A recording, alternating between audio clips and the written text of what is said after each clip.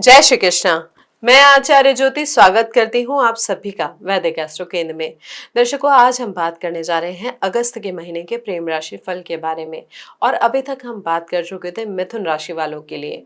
आज समझेंगे कर्क राशि वालों के लिए क्या स्थिति बन रही है, ग्रहों की स्थिति क्या है, कौन कौन से ग्रहों का गोचर होगा और उसका जो प्रभाव है वो आपके प्रेम जीवन को किस प्रकार से प्रभावित करेगा, कैसी चीजें आ सकती हैं, कैसे आप उन्हें मैनेज कर सकते हैं, उसे हम समझेंगे। लेकिन शुरुआत करने से पहले सभी दर्शकों से अनुरोध करना चाहूंगी कि इस वीडियो को लाइक करें, शेयर करें और बेल बटन दबाकर चैनल को सब्सक्राइब जरूर करें।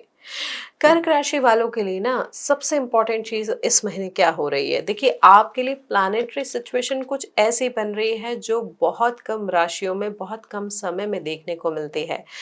यहाँ पर सबसे इम्पॉर्टेंट चीज है 12 अगस्त को होने वाला खग्रा सूर्य ग्रहण, जो कि आपके लग्न में हो रहा है, आपकी ओन आइडेंटिटी में हो रहा है। ये ग्रहण किसी भाव को नहीं, आपको लग रहा है, जिसमें आपके अस्तित्व पे, आपके आइडेंटिटी पे, आपके उस मैं पर जो हर रिश्ते में सब कुछ देता है और खुद को कहीं ना कहीं भूल जाता है।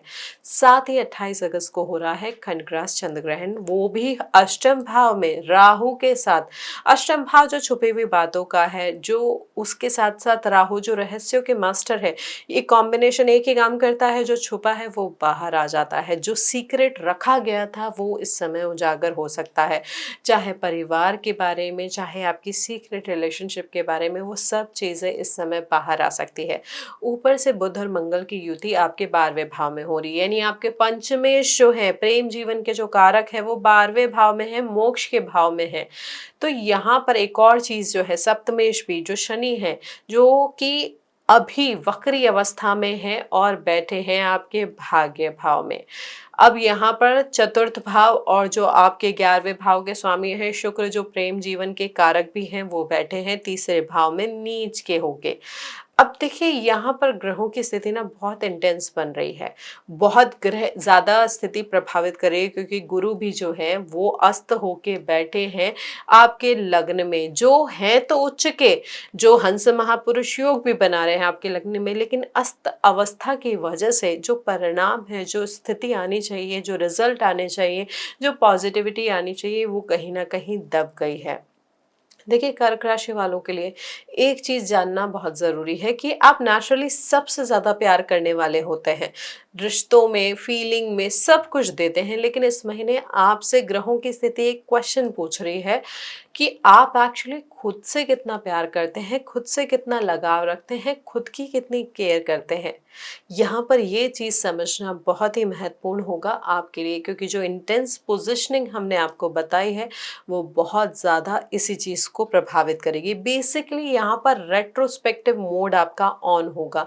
यहाँ पर ये जो महीना है सबसे ट्रांसफॉर्मेटिव साबित हो सकता है। ट्रांसफॉर्मेशन होगा, लेकिन थोड़ा पेन भी हो सकता है, पेनफुल भी हो सकता है ट्रांसफॉर्मेशन। लेकिन ये ध्यान रखें कि ये अस्थायी पेन होगा। यहाँ पर चीज़ों से निकल के अगर आप समझ पाएंगे कि ये क्यों हुआ है, तो आप जीवन को एक नई दिशा दे पाएंगे प्रेम के संदर्भ में। अब यहाँ पर एक और चीज़ है कि इमोशनली जो डेप्थ है आपकी, आप जो फील करते हैं, जैसे हमने बताया कि प्यार को आप बहुत गहराई से महसूस करते हैं, लेकिन कहीं ना कहीं एक्सप्रेस करने में ना एक नेचुरल हेजिटेशन होता है।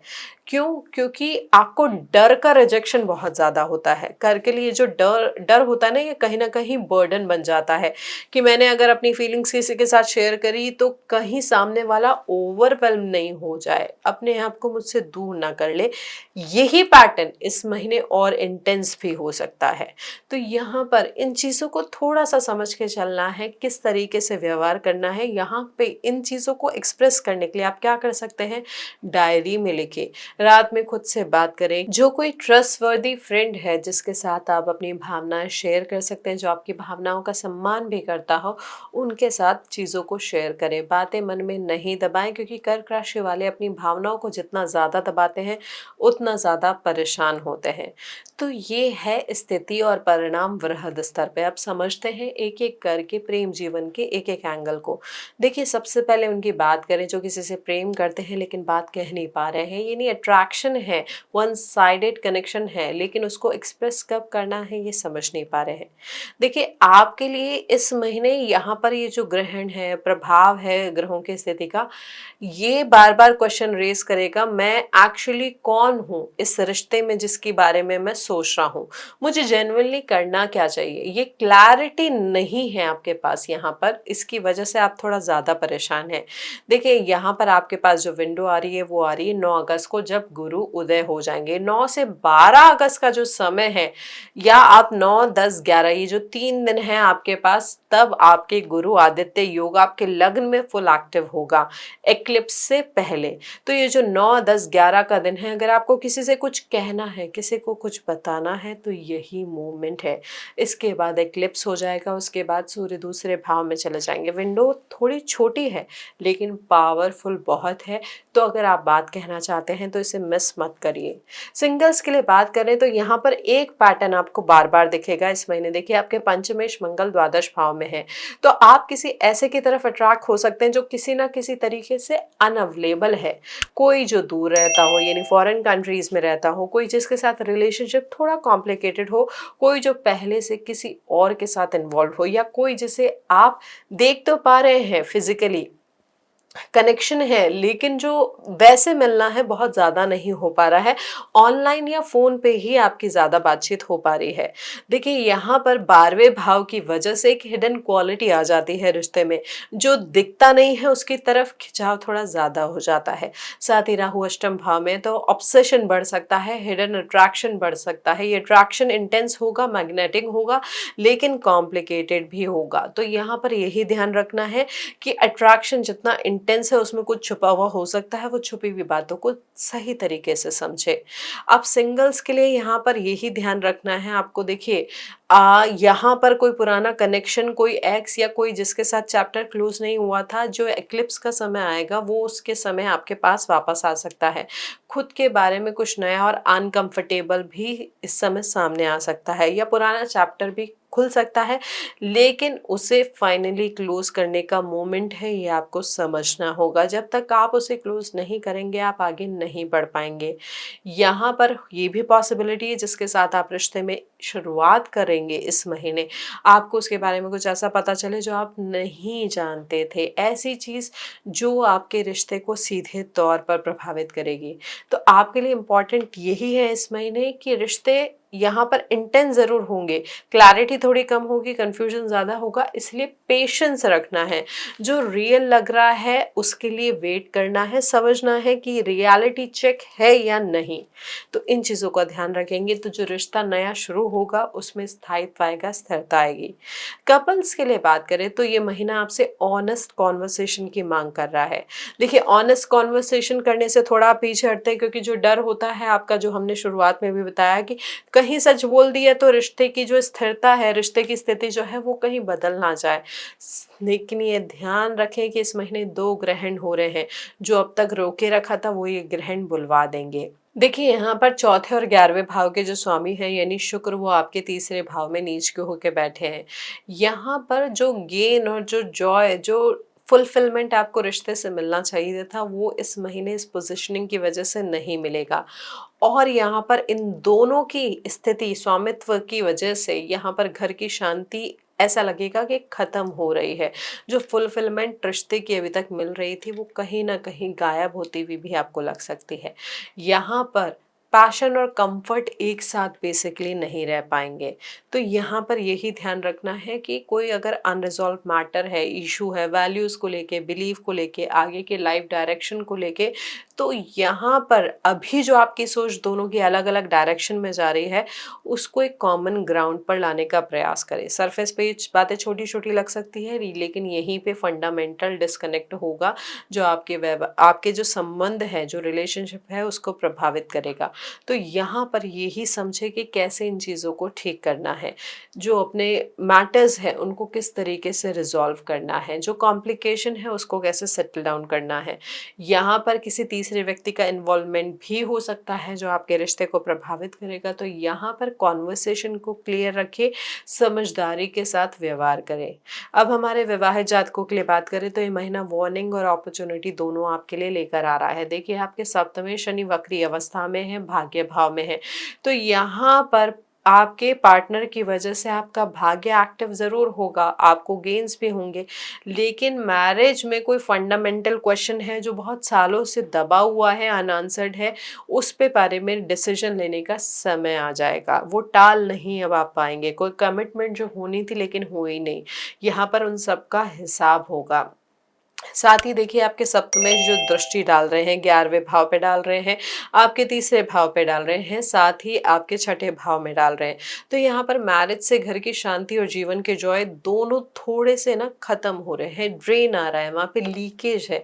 और यहाँ पर सेंसिटिविटी इसलिए भी बढ़ती जा रही है क्योंकि आपके पंचमेश मंगल भी 12वें भाव में है और वो चतुर्थ भाव से प्रेम जीवन, वैवाहिक जीवन के कारक जो शुक्र है, नीच के शुक्र जो है, उनको दृष्टि दे रहे हैं। तो यहाँ पर कोई अनएक्सप्रेस्ड जो वरी है संतान के संदर्भ में, परिवार के संदर्भ में, हिडन टेंशन जो है वो भी सरफेस पे आ सकती है, जिसकी वजह से ओपन डिस्कशन होगा और वो भी यहाँ पर आर्ग्यूमेंटेटिव ना हो, इसका ध्यान रखें। और ये भी ध्यान रखना है कि इमोशंस को सप्रेस नहीं करना है। जब यहाँ पर एक्लिप्स भी होंगे तब आप अपनी खुद की आइडेंटिटी, हेल्थ और सेल्फ रेस्पेक्ट को सीधे तौर पर प्रभावित पाएंगे। क्या शादी के यानी वैवाहिक जीवन में आपने खुद को मिटा दिया है? आपकी ज़रूरतें क्या है, आपके डिज़ायर्स क्या है, आपका मैं कहाँ खो गया है, आपकी सेल्फ आइडेंटिटी कहाँ खो गई? ये एक्लिप्स के टाइम पे क्वेश्चन बार बार आपके सामने आ सकते हैं। साथ ही 28 अगस्त को जब चंद्र ग्रहण होगा तो वैवाहिक दंपतियों के बीच में ये क्रिटिकल पीरियड इसलिए रहेगा क्योंकि ससुराल पक्ष से जुड़ा हुआ कोई टेंशन या जॉइंट प्रॉपर्टी से रिलेटेड कोई मैटर या कोई एक पार्टनर का सीक्रेट उस डेट के आसपास एक्सपोज हो सकता है। इसकी प्रोबेबिलिटी बहुत हाई है। तो यहाँ पर ये जो कॉम्बिनेशन आपसे कह रहा है कि जो अभी तक आपने अंडरग्राउंड रखा था वो इस महीने उजागर हो सकता है, इसलिए पहले से ही चीज़ों को समझें और ठीक करने का प्रयास करें। ओवरऑल यही सजेशन है, इस महीने घर में जो भी टेंशन हो उसे इन लॉज या बाहरी लोगों तक मत पहुँचने दीजिए। जो चीज़ें हैं, कम्युनिकेशन लीकेज जो है वहाँ उसको ठीक करिए, जो बात घर की है उसे घर में ही रखें। देखिए, आपके लिए आप जानते हैं कि आप रिश्ता नहीं छोड़ते हैं, आप होल्ड करते हैं, क्लिंग करते हैं, ये आपकी स्ट्रेंथ भी है, ये वीकनेस भी है। तो इस महीने प्लैनेटरी सिचुएशन उन कर्क जातकों के लिए स्ट्रांग रहेगी जो इस चीज़ को यूटिलाइज कर पाएंगे। अन्यथा फिर बात आ जाती है उन लोगों की जो सेपरेशन के फेज में जा रहे हैं, टेंडेंसी जिनकी, क्योंकि अब होगा क्या यहाँ पे, जो वीकनेस बन रही है क्लिंग करने की, होल्ड करने की, वो सेपरेशन की टेंडेंसी को भी डेवलप कर सकती है। यहाँ पर होगा, देखिए, दो दो ग्रहण है, उसके बाद जो लग्न की स्थिति है वो भी प्रभावित कर रही है। तो यहाँ पर ये बिट्रेयल ऑफ ट्रस्ट जो है ये अनबेरेबल आपके लिए हो सकता है। आपको लगेगा कि आपका विश्वास तोड़ा गया है, उस वजह से रिश्ता भी आपका समाप्त हो सकता है। विड्रॉल आ जाएगा एकदम से, स्पेशली जहाँ पर ट्रस्ट ब्रेक हुआ होगा। साथ ही शनि वक्री अवस्था में है, तो अनरिजॉल्व इशू भी इस महीने जिन जातकों के चल रहे थे वो प्रभावित करेंगे। यहाँ पर legal issue, legal settlement, legal initiation भी हो सकता है, जो वैवाहिक संबंधों को खत्म करना चाह रहे थे, जिनका अभी तक डिसीजन वो ले नहीं पा रहे थे। लेकिन आप ये ध्यान रखें कि 12 अगस्त और 28 अगस्त के आसपास ये डिसीजन नहीं लेना है। भले ही उस रिश्ते की वजह से आप खुद को भूल गए हैं, लेकिन आपने फिर धीरे धीरे अपने आप को देखने का प्रयास किया है, सडन रियलाइजेशन हुआ है और वो सेपरेशन का कारण भी बन रहा है। लेकिन फिर भी ये जो फाइनल डिसीजन है इन 2 तारीखों के आसपास नहीं लेना है। अपने परसेप्शन को क्लियर करना है, डिसऑर्डेड नहीं करना है। जब आप क्लियरली देख पाएंगे तब इन चीज़ों को इनिशिएट करना है, प्रोसेस करना है। यानी सितंबर के महीने में सेपरेशन से रिलेटेड मैटर को आप डिस्कस कर सकते हैं। अब कर्क राशि वालों के लिए एक उस सेक्शन, आखिरी सेक्शन की बात करते हैं जो इम्पोर्टेंट है, क्योंकि इस महीने प्लैनेटरी सिचुएशन स्पेसिफिकली ऐसी स्थिति आपके लिए बना रही है। क्यों बना रही है? क्योंकि राहु अष्टम में है। अट्रैक्शन होता है, सडन होता है।